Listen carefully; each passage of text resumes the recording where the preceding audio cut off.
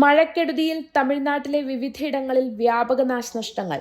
സംസ്ഥാനത്ത് 4 മരണം റിപ്പോർട്ട് ചെയ്തു. ആയിരങ്ങളാണ് വിവിധയിടങ്ങളിൽ കുടുങ്ങിക്കിടക്കുന്നത്.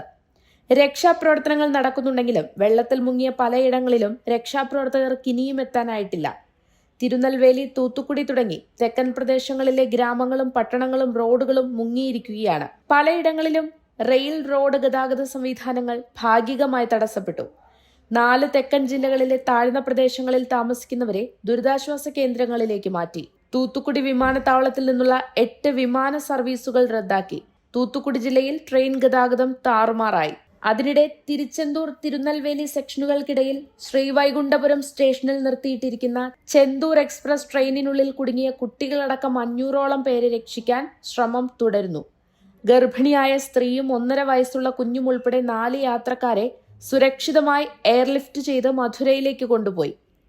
ജലനിരപ്പ് താഴ്ന്നതിന് പിന്നാലെ 100ഓളം യാത്രക്കാർ റെയിൽവേ ജീവനക്കാരുടെ സഹായത്തോടെ 3 കിലോമീറ്ററോളം നടന്ന് തൂത്തുക്കുടി ജില്ലയിലെ തന്നെ വേളൂരിലേക്ക് പോയി.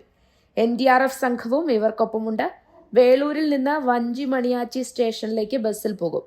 ഇവിടെ നിന്നും ചെന്നൈയിലേക്ക് പ്രത്യേക ട്രെയിൻ സജ്ജീകരിച്ചിട്ടുണ്ട്.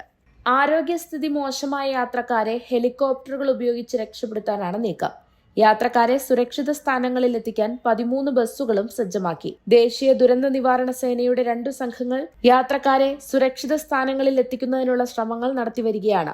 ഇപ്പോഴും കുടുങ്ങിക്കിടക്കുന്ന യാത്രക്കാർക്ക് ഭക്ഷണം എത്തിച്ചു നൽകാൻ വ്യോമസേനയ്ക്ക് സാധിച്ചത് ആശ്വാസമായി. 17 രാത്രി തിരുച്ചെന്തൂരിൽ നിന്നും ചെന്നൈയിലേക്ക് പുറപ്പെട്ട ചെന്തൂർ എക്സ്പ്രസ് അന്നു രാത്രി 10 മണിയോടെയാണ് ശ്രീവൈകുണ്ഠപുരം സ്റ്റേഷനിൽ പിടിച്ചിട്ടത്. മണ്ണിടിച്ചിൽ ഉൾപ്പെടെ ഉണ്ടായതിനെ തുടർന്നാണ് പിടിച്ചിട്ടത്. എന്നാൽ പിന്നീട് ഇതിനു ചുറ്റും വെള്ളം ഉയർന്നതോടെ യാത്രക്കാർ ട്രെയിനിൽ കുടുങ്ങുകയായിരുന്നു. News desk, one India Malayalam.